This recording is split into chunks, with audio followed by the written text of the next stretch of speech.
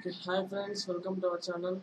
So today we are going to continue our topic, class 11, chemistry, first chapter, atomic structure. So we discussed about Millikan's up to Millikan's oil drop experiment. Now we are going to continue the topic. Topic is completed. Now we are going to start discovery of proton. Okay, in Millikan's oil drop experiment, so Millikan discovered the charge of electron. J.J. Thomson, using J.J. Thomson's E by M ratio, he also discovered mass of the electron. Right now, we are going to discuss about another fundamental particle or another subatomic particle, proton.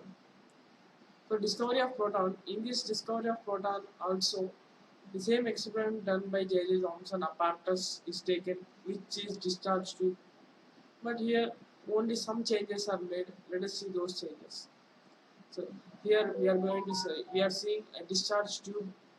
This is a canal ray experiment. What is canal ray? We will see afterwards. Now this is a discharge tube and this is a voltage generator and this is a pressure indicator or vacuum pump you can say. Okay. Now in discovery of electron, we taken the fluorescent coating on anode side, right? The particles moved from cathode to anode, and what we seen a glow, a bright glow is seen on anode. Means fluorescent. We coated fluorescent coating on anode side. We taken perforated anode because there only we coated the fluorescent coating with zinc sulfide. An example. Now, in this proton discovery, what Goldstein did is, proton was discovered by Goldstein. What Goldstein did, he taken perforated cathode, means he coated fluorescent coating on cathode side. That's why particles move here. Particles move from anode to cathode.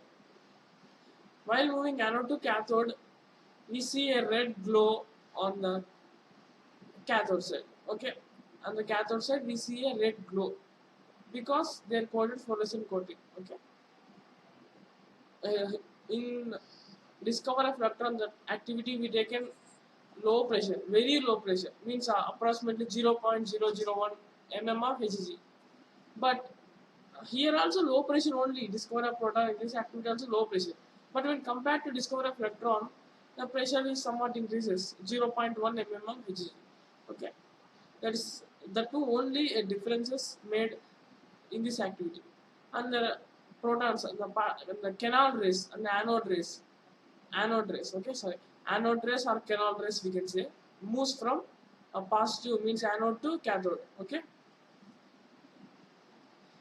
another difference in the discovery of electron, the nature, the cathode rays does not depend on nature of gas or metal electrode, but in this discovery of proton, the anode rays depends on nature of gas. Let us see how it depends. If we use hydrogen gas, anode rays comes as protons. If we use hydrogen gas, the anode rays comes as protons, right?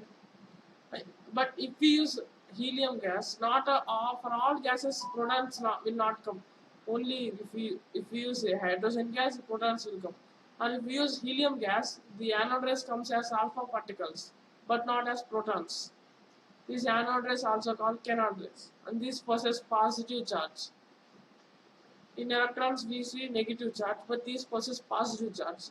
If we take electrical field or magnetic field in the electron, they deviate through electric field once and through magnetic field once. But here, even if we take electric field or magnetic field, it does not deviate. It moves in a straight path. Okay, it moves in a straight path. So this is about discovery of proton. So discovery of proton, if we use hydrogen gas, anode rays move from anode to cathode, and those anode rays, if we remove the electron, those comes as protons. Okay. Okay, this is about discovery of proton, and here we can see the specific charge of proton, E by M value. The charge of proton is equal to charge of electron, except that the sign is different. In electron we see negative sign, here we see positive sign. Plus 1.6 into 10 power minus 19 coulombs. And the mass of proton, mass of electron is 1.672 into 10 power minus 27 kg. Here also slight difference, almost equal but slight difference. 1.675 into 10 power minus 27 kg mass of proton. If we calculate both values, we get E by M values, we get 9.58 into 10 power 7 coulomb per kg or coulomb kg inverse. Okay, this is about discovery of proton. This is Canard experiment. Only some changes, but this was discovered by Goldstein. Now we discovered, and up to now we discovered electron over proton over. Now another neutral particle. This is an uncharged neutral particle, which is discovery of neutron. Let us see that.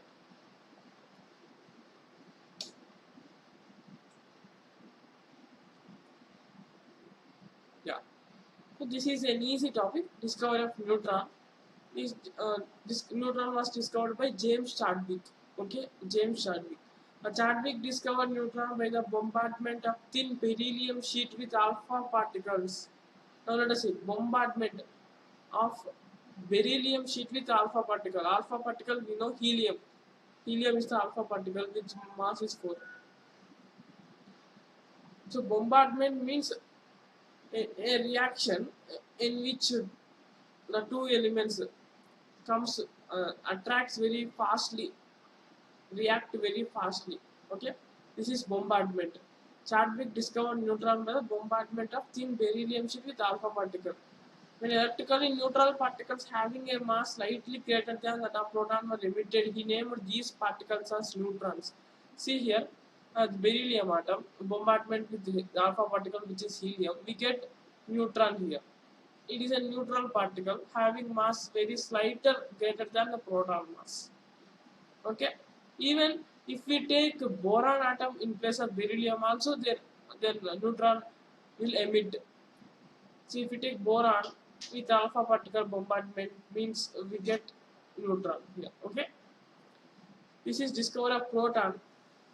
If we calculate E by M ratio, the E ratio is 0 because the charge, there is no charge because it is uncharged particle, is neutron only. Now if we take 0 by 1 point, okay, I said one thing. The mass of electron is 9.11 into 11 into 10 power minus 31 kg. So I said one wrong thing there. Okay.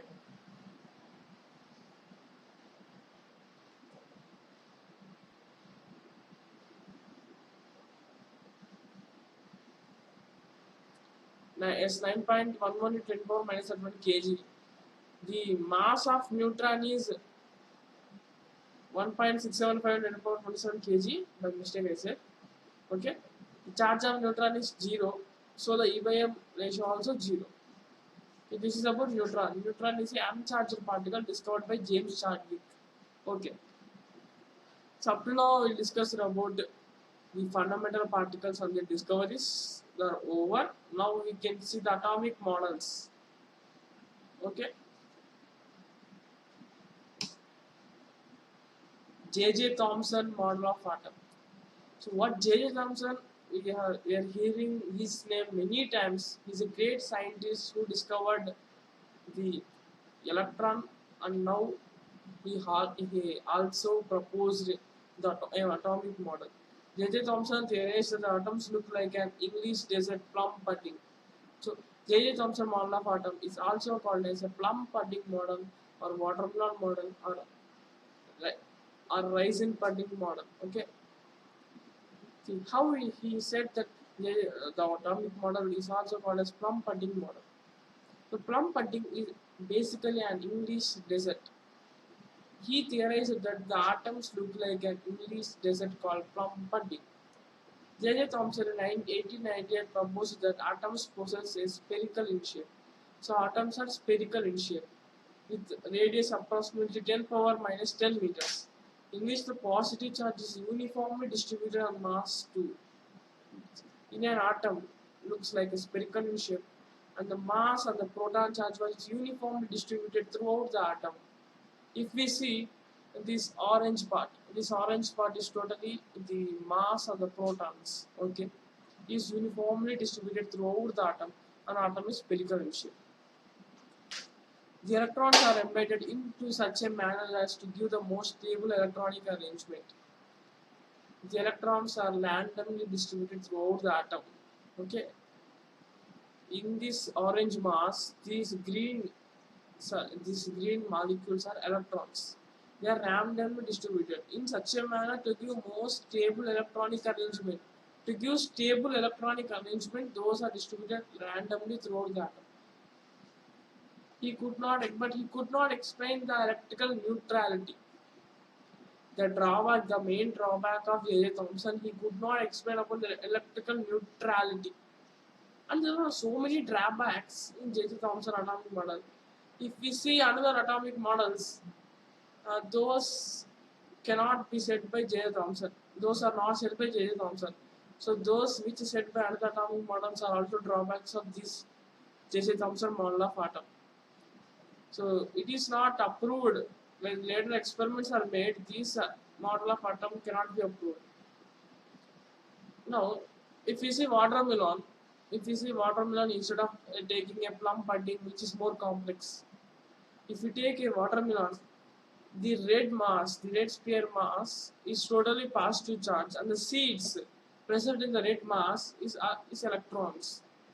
Here we can easily understand. And the remaining is all the mass which is uniformly spread throughout the atom or throughout the watermelon. Here we are comparing atom as a watermelon. Now, usually the J.J. Thomson was a great mentor. Under him, 7 students won a Nobel Prizes. Even J.J. Thomson also awarded Nobel Prize for Physics in 1906 for his theoretical and experimental investigation on the conduction of electricity by gases. He said that gases conduct electricity, and for those experiments, he awarded Nobel Prize in 1906. And even his son awarded Nobel Prize.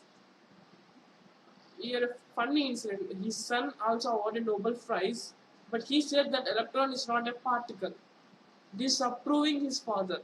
His father said electron is a subatomic, is a particle in atom. Is a particle in atom, but his son proved that electron is not a particle in atom. Electrons are distributed in the atom. It's not the particles. Electrons are just distributed in the atom. He proved, and by disapproving his father, he won the Nobel Prize. But see, at the time of J.J. Thomson, what he said is right, and at the time of his son, what he said is also right. So those are two are not wrong. No, okay.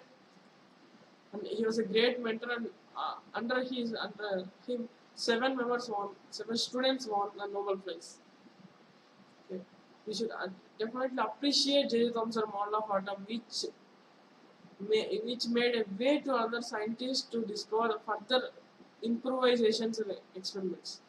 Okay, this is about J.J. Thomson atomic model. In the next class, we will discuss about the scattering of alpha experiment by Rutherford. Okay, thanks for watching, and if you like this video, press like button. Don't forget to subscribe. Okay, thank you, and let's meet in the next class.